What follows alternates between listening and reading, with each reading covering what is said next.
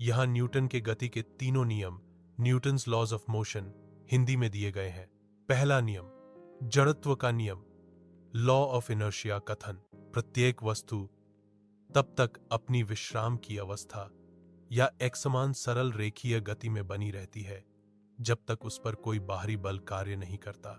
सरल शब्दों में, अगर कोई वस्तु रुकी हुई है तो वह रुकी रहेगी, और अगर चल रही है तो उसी गति और दिशा में चलती रहेगी जब तक कोई बाहरी बल उसे रोक न दे या दिशा न बदल दे।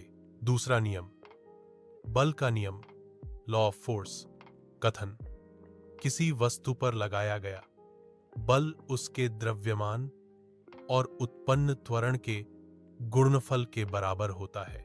समीकरण equation F equals m times a, जहां इक्वल्स बल, फोर्स इक्वल्स द्रव्यमान, मास इक्वल्स त्वरण एक्सेलरेशन। सरल शब्दों में, जितना अधिक बल लगाएंगे वस्तु उतनी ही तेजी से गति बदलेगी। भारी वस्तु को हिलाने में ज्यादा बल लगता है।